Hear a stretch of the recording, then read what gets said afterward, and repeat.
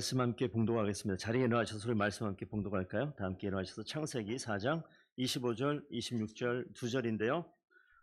우리가 한 목소리로 두 절을 같이 읽도록 하겠습니다. 함께 읽습니다. 아담이 다시 자기 아내와 동침함에 그가 아들을 낳아 그의 이름을 셋이라 하였으니 이는 하나님이 내게 가인을 죽인 아벨 대신에 다른 씨를 주셨다 함이며 셋도 아들을 낳고 그의 이름을 에노스라 하였으니 그때에 사람들이 비로소 여호와의 이름을 불렀더라. 아멘. 하나님 말씀입니다. 자리에 앉아주십시오. 제가 광고하다가 오랜만에 오신 분들이 있는데 최인원 집사님, 윤성욱 집사님 너무 작아서 안 보였어요. 제가 그래서 못 봤습니다. 잘 오셨고요. 저 뒤에 성함을 모르는 우리 자매님 오셨습니다. 사모님 옆에 우리 세 분을 위해서 박수 한번 합시다. 감사합니다.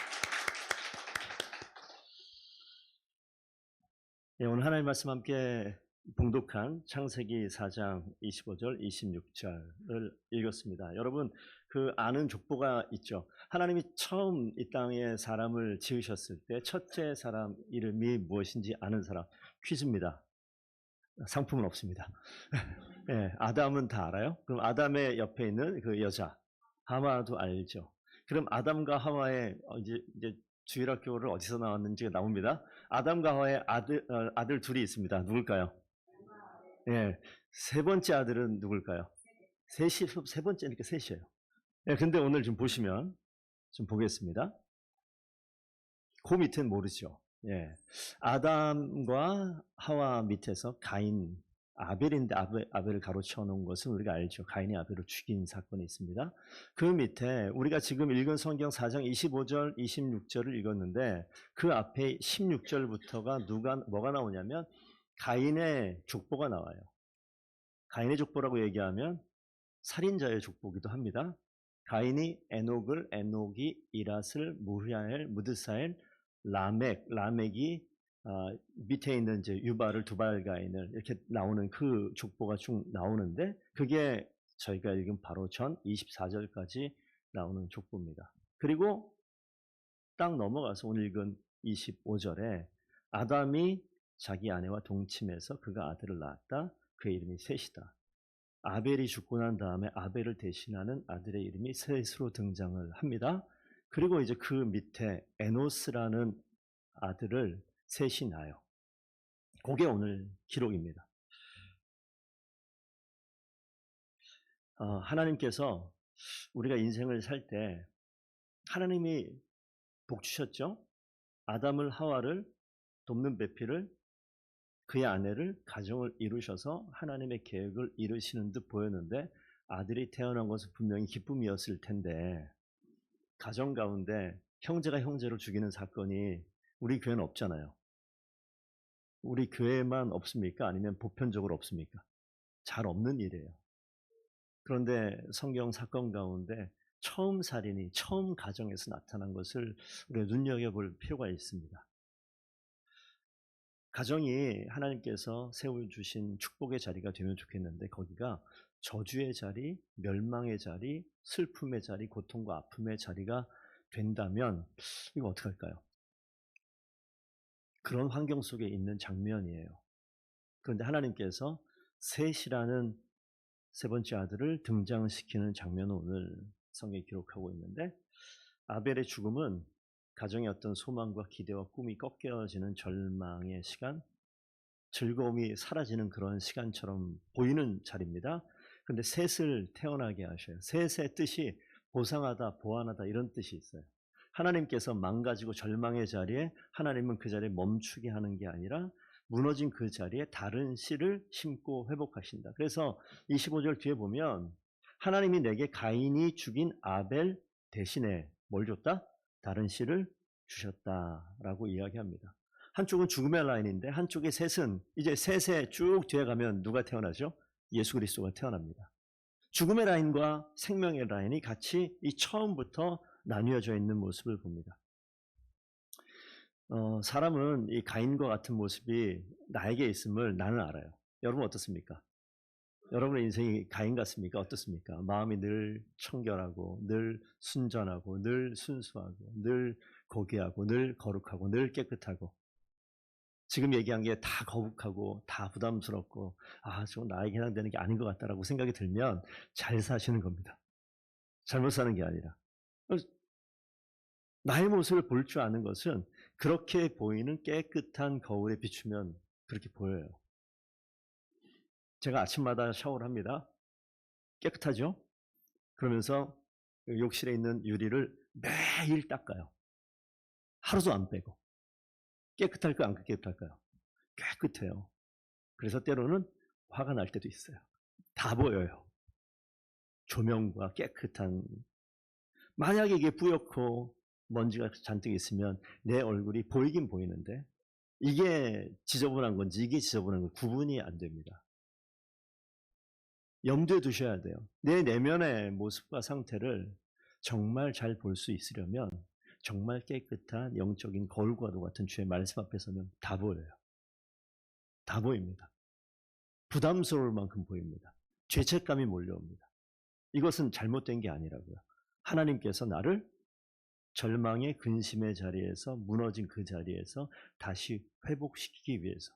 사람의 실수가 있죠. 우리의 실수가 있습니다. 세상의 악함이 있습니다. 우리는 그 가운데 있기 때문에 세상의 악함이 나의 악함과 연결되어 있는 부분이 있어요. 사람들이 실수하는 것이 나의 실수와 연결되어 있는 부분이 있어요. 나는 그냥 그저 그런 사람인 것 같아요. 나를 통해서 하나님의 계획이 이루어진다? 그럴 것 같지 않아요. 아무리 봐도. 내가 한참을 더 뭔가를 해야지 될 것 같다라고 생각되는데 그거 아니라고요. 하나님은요, 사람의 실수와 세상의 악함 그 가운데서도 하나님의 계획을 이루어 가십니다. 우리가 바뀌게 되면 하나님이 일하시고 우리가 안 바뀌면 일 안 하고 라는 착각을 우리가 많이 해요. 그게 아니라 우리의 어떠함에 상관없이 하나님은 하나님의 계획을 이루어 나가시는 줄로 믿습니다. 그래서 오늘 이 자리에 하나님이 셋을 등장시키셨어요. 보상하시고 다른 씨를 주셔서 하나님의 일을 만들어 갑니다. 오늘 2절 읽었지만 그 뒤에 오늘 화면에 떠 있는 이 라멕을 좀 한번 볼 필요가 있어서 색깔을 달리했습니다. 쭉 족보가 나오다가 23절, 여러분 성경 펴 계시면 4장 23절 한번 보시면 둘 다 쭉 한 아내를 통해서 자녀를 낳는 것이 나오다가 라멕 때 가서 엄청난 변화가 나타나는데 라멕이 아내 아다와 실라를 통해서 세 자녀의 이름이 야발과 그리고 또 누가 나오죠? 유발과 두발가인 세 사람이 나오는데 다른 사람 이름만 나오는데 라멕의 이 아들 밑에 디테일하게 설명이 나오는데 야발을 낳았는데 야발의 20절 보시면 뭐라고 나오느냐? 장막에 거주하며 가축을 치는 자의 조상이 되었다. 새로운 경제적인 엄청난 발전이 변화가 나타나는 장면이고요.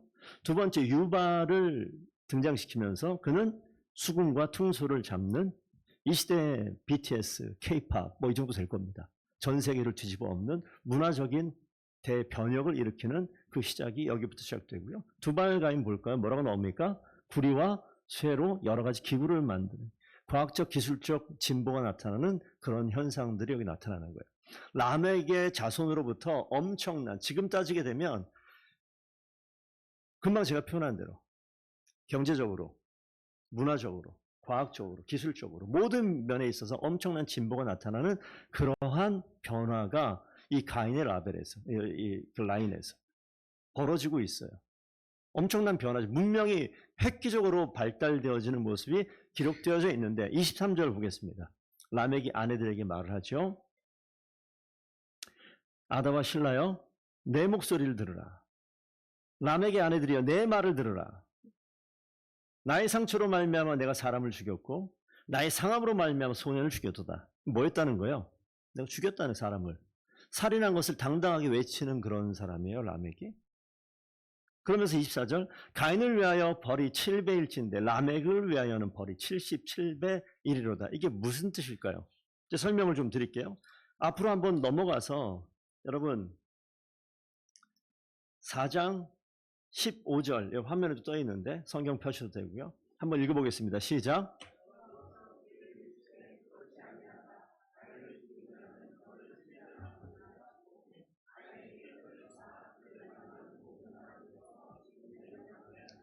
하나님이 가인을 에덴의 동쪽으로 쫓아내는 듯한 이런 모습이 나오면서 하는 장면이에요. 가인이 두려워 떨죠. 사람을 죽이고 쫓겨나는 장면.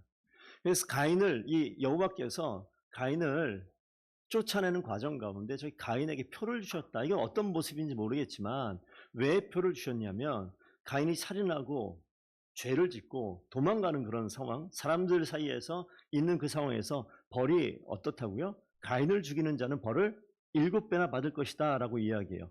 하나님께서 죄를 짓고 무엇인가 어디론가 도망가는 듯한 상황 속에 있는 가인을 죄인임에도 불구하고 끝까지 지켜주시고 보호하시는 손길이 있어요. 그러면서 하나님이 가인에게 어떤 표를 주셨다는데 그 모양은 뭔지 모르겠습니다. 그래서 그 표를 보고 하나님이 가인을 보호하시는 거예요. 그래서 모든 만나는 사람에게서 죽임을 면하게 하시리라. 누가 지킨다고요?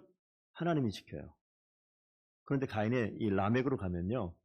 가인의 7배라고 얘기하는 것에 뭐라고 얘기합니까? 자기가 직접 사람 죽였다고 이야기를 다 하면서 나의 죄는 77배. 마치 자기가 하나님의 손이 아니라 오늘 보세요. 라멕의 때에 엄청난 변화가 있습니다. 사람들이 다 부러워할 만한 넉넉한 재정이 있고요. 과학의 기술의 진보가 있고요. 문화적으로 그 당시 이 세상이 어떨지 모르겠지만 온 영역을 통치하고 영향을 미칠 만한 그런 자리. 누가 봐도 부러워할 만한 그런 자리에 서 있는 게 지금 누구냐면 라멕이에요. 우리가 여기서 한번 잘 생각해 보셔야 돼요. 이 세상이 하나님이 없는 세상이 추구하는 게 이 모양과 전혀 다르지 않습니다. 사람에게 있는 본질적인 게 이렇다고요. 내가 남들보다 더 발전되는 것, 더 많이 갖는 것, 더 넉넉한 것, 힘이 있는 것, 내가 내 마음대로 무엇인가 다 할 수 있는 것. 힘의 논리를 강조하고 강함을 과시하고 우리의 맨 위쪽에 보시게 되면 에녹이 성을 만든다는 표현이 나타나요. 그러니까 가인이 아들을 낳고 자기만의 성을 만들어내는 겁니다. 자기만의 터전을 만들어내는 거예요. 자기만의 나라를 만들어내는 거예요. 우리가 그리스도인을 살면서도 그리스도인은 그냥 주일날 예배드리는 이 한 모습 가지고 우리 그리스도인이라고 얘기하고 나머지는 내 성을 만들고 있는 가인의 삶을 라멕의 삶을 살고 있을지도 모르겠습니다. 오늘 이런 상황 속에 있을 때 하나님께서 등장시키시는 한 사람이 누구냐면 셋이에요. 셋. 25절 말씀에 셋이 태어난 이후에 다른 씨를 주셨다. 26절 한번 읽어볼까요? 준비 시작. 셋 또 아들을 낳고 그의 이름을 에노스라 하였으며 그때에 여호와 이름을 불렀더라. 여러분 잘 나타나지 않는 거라서 그러는데 여러분 이거 좀 기억해 주셔요. 제가 동물입니까? 사람입니까? 여러분은 동물이에요? 사람이에요? 사람. 사람 가운데 남자도 있고 여자도 있죠. 자, 사람이라고 얘기하는데 성경에서 하나님이 사람을 지으셨다라고 성경에 맨 처음에 2장부터 나타나거든요. 이 사람이 히브리 말로 뭔지 아시는 분 계실 것 같아요. 설교주도 한번 얘기한 것 같은데. 아담이에요. 흙이라는 표현입니다. 그러니까 아담은 사람으로 표현되어 있는데 원래 속뜻은 흙이에요. 자, 그 배경으로 한번 이거 보세요. 사람을 성경에서 아담이라고 얘기도 합니다. 뜻은 흙이에요. 창세기 2장 23절 보시게 되면 잠깐 볼까요? 여러분 한번 보면 기억할 수 있을 것 같아서 결혼식에서 잘 등장하는 본문인데 아담이 이르되 이는 내 뼈 중에 뼈요 살 중에 살이라 이것을 남자에게서 취하였은즉 여자라 부르리라 하니라. 남자에게서 이쉬라고 나오고 여자에게서 이샤라고 나오는데 어근이 똑같아요. 사람입니다. 그런데 이쉬 그럼 남자가 되어져요? 사람이에요. 근데 그 밑에 가서 오늘 읽었던 성경 보면 에노스 여기도 영어 성경 보면 사람, man 이렇게 나와요. 똑같은 사람이에요. 그런데 뭐가 다르냐? 뭔가 연약한 사람, 부서지기 쉬운 사람, 고칠 수 없는 상태, 병든 상태라는 이 에노스의 뜻 안에 그런 것이 있어요. 이걸 좀 눈여겨보셨으면 좋겠습니다. 지금 셋이 아들을 낳았는데 그의 이름을 뭐라고 얘기합니까? 에노스, 할 수 없는 존재, 연약한 존재, 병든 존재, 부서지기 쉬운 존재라고 자기를 고백합니다. 금방 위에 나와 있던 라멕과 전혀 다르지 않아요? 강하고 주장하고 내가 할 수 있고 내가 모든 걸 통제할 수 있고 하나님 필요 없어요.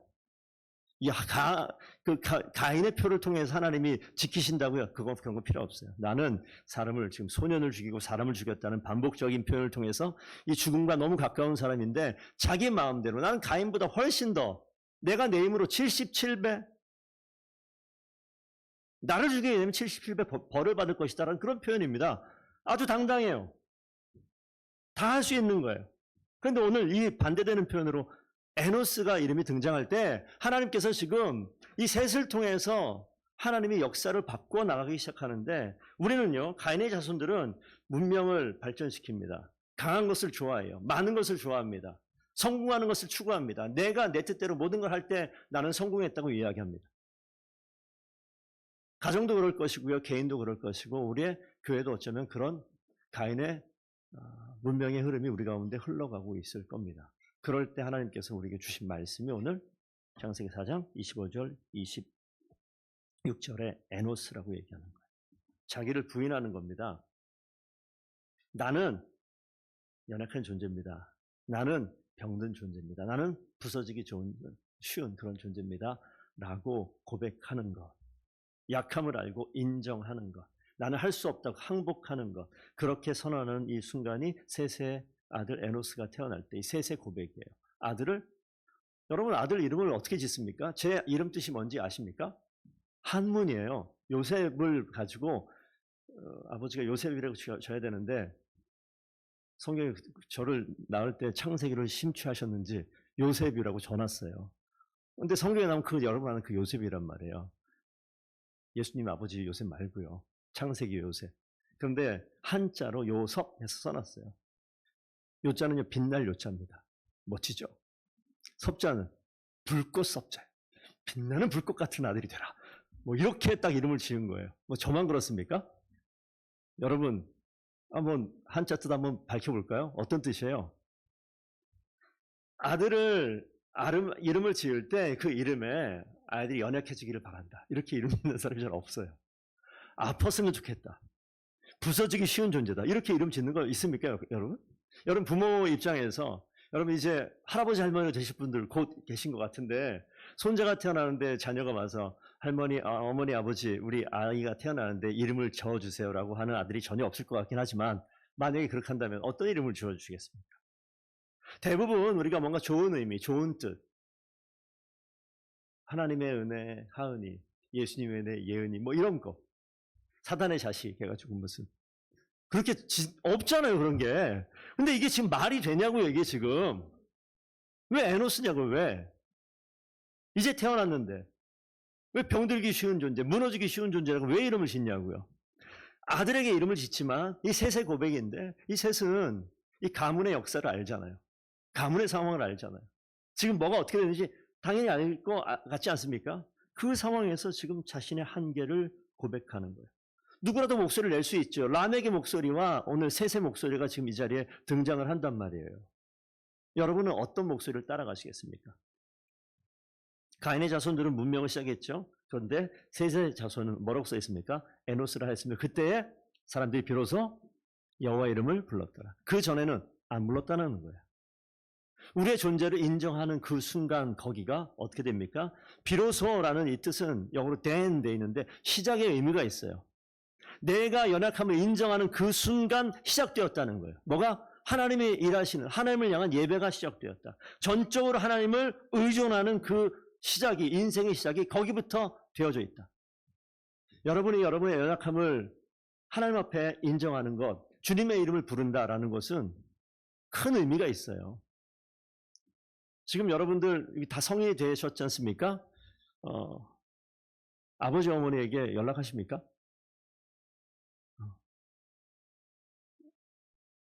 그러면 지금 성인인데 연락하셔서 아버지 제가 요즘 사업을 한번 하는데 5천만 원만 어떻게 좀 주셔.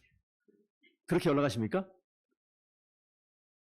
그런 사람은 더분께 쫓아내야 될 거예요. 아니에요. 그런데 지금 옆에서 노래가 들리죠. 저 아이들은 수시로 엄마 아빠를 부르죠. 우리도 어렸을 때 생각해보면 자 30년, 40년, 50년 백 뒤로 가서 한번 생각해보세요. 기억나세요? 내가 엄마를 부르고 아빠를 불렀을 때 어떨 때 부릅니까? 필요하면 아무 때나 불러요. 아무 때나 불러요. 엄마 왜? 저거 갖다 줘. 네가 가져가. 뭐가 그렇게 다 필요한지 항상 부르는 거야. 너가 좀 가져오면 안 돼? 엄마 나 아파. 아프면 뭐 아파? 멀쩡한데 갑자기 아파요. 엄마 나 피곤해. 잘 뛰어다니는데 갑자기 피곤하대요. 왜 그런 거지? 나 지금 힘드니까 나 연약하니까, 나 할 수 없으니까 아빠가 해줘. 엄마가 해줘. 그러면서 거기에서 콧소리를 내면서 애교를 부리면서 귀여움을 떨면서 그러면 어이없이 울면서 웃으면서 우리가 해줬던 기억이 나십니까? 신기한 거예요. 이 부른다는 것은 철저하게 그 대상을 의존하고 의지하고 이 고백입니다. 그렇기 때문에 여기가 연약하면 부를 수 있지만 강건하면 부를 필요가 없어요. 오늘 이 하나님 말씀 통해서 꼭 기억하시기 바랍니다. 하나님의 이름을 부르는 것, 주님께 예배하는 겁니다. 주님이 필요하다 고백하는 겁니다. 거기에서부터 그래서 성경에 써놨잖아요. 여호와의 이름을 부르는 그 자리, 그 예배가 시작되어지는 자리예요. 역사가 뒤바뀌는 자리예요. 하나님께서 새로운 역사를 바꾸는 시작이 여기부터 된다고요. 그래서 우리 성도들께서 기억하셨으면 좋겠습니다. 우리가 베드로전서를 새벽 기도회 하면서 이 본문 말씀이 있었어요. 혹시 기억하십니까? 한번 읽어주시겠습니다. 베드로전서 5장 12절 시작.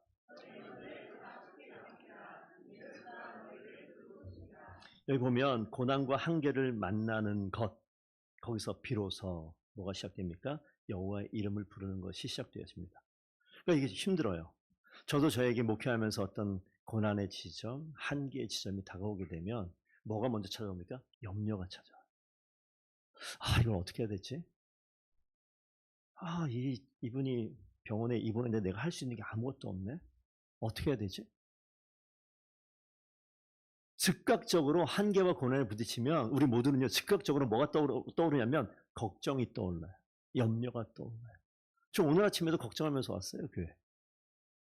그랬더니 우리 아내가 저보고, 아니, 여보, 염려를 다 죽게 맡기라면서. 그래서 내가, 네. 그리고 걸어 나왔어요. 그러니까 제 모습을 지금 드러내는데 뭐 때문에 그렇습니까? 예, 누구라도 한계에 딱 부딪히게 되면, 반복적인 나의 어떤 연약함에 딱 부딪히게 되면, 내 인생은 왜 그럴까라는 걱정과 염려가 확 찾아오는 것은 너무 당연해요. 그러니까 하나님의 말씀에 이렇게 표현하죠. 내가 염려를 다 주께 맡기라. 이 염려는 내가 쥐고 있는 게 아니라 누가 쥐시는 것이다? 하나님께서 쥐어서 흔드는 것이다. 그러니까 하나님께 맡기는 거예요. 고난과 한계를 만날 때 여호와 이름을 부르는 것이 필요하고요. 그렇게 부를 때 하나님께서 일하시는 거예요.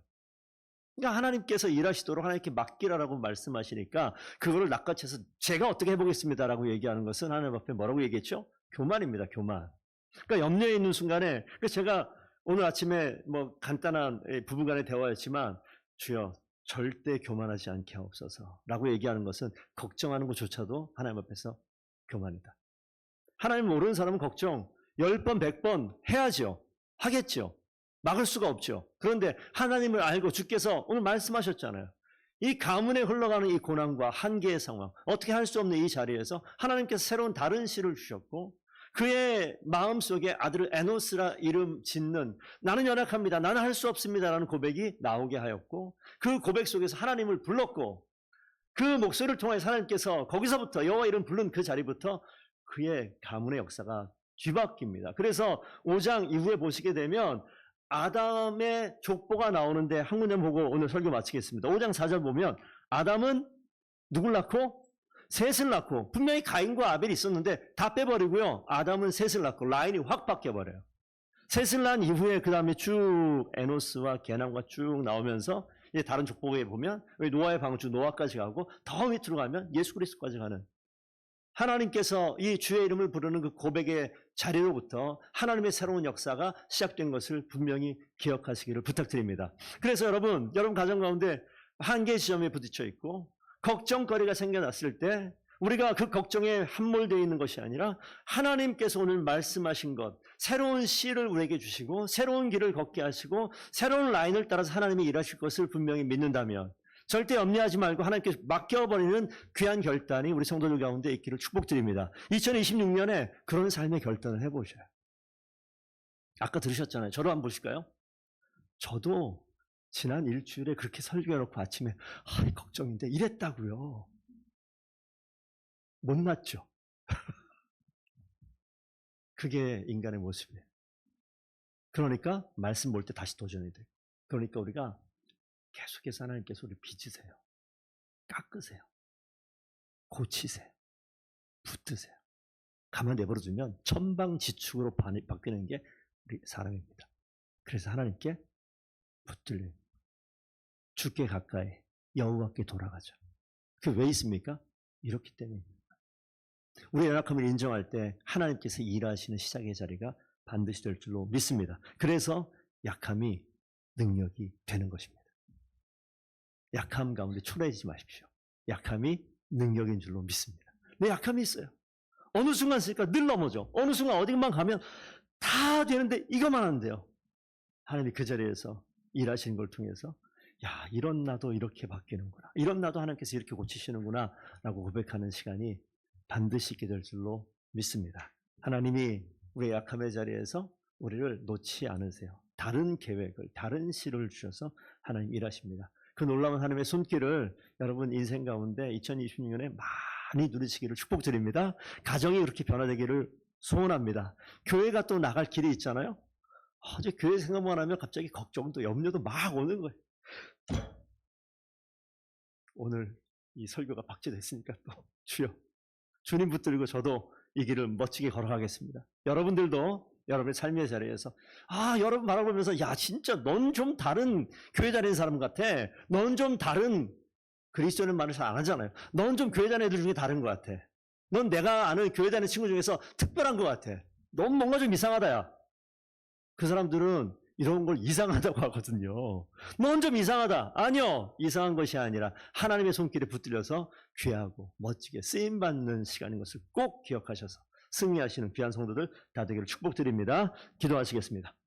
아버지 하나님 감사드립니다. 우리의 약함의 자리에 우리의 목소리가 주님을 부르는 이 외침의 목소리로 바뀌게 하시고 우리의 한계의 자리, 고난의 자리가 주의 이름을 부르는 시작이 되게 하셔서 모든 염려를 주께 맡기며 주님이 우리를 돌보시는 것을 인생을 통하여 경험케 하시고 주님 앞에 담대하게 나아갈 수 있는 더분께 모든 성도들 되게 하여 주시옵소서. 아버지 하나님 여전히 연약한 부분, 여전히 해결되지 않는 그 시간에 걱정으로 염려로 그 자리에 머물러 있는 것이 아니라 주님 말씀하신 대로 우리 염려를 다 주께 맡기며 하나님께서 행하실 것을 기대하며 믿음으로 함께 동역하며 이 영적인 전쟁 가운데 승리해 나가는 더분께 모든 성도들 귀한 예배자들 되게 하여 주시옵소서. 감사하며 예수 그리스도 이름으로 기도드리옵나이다. 아멘.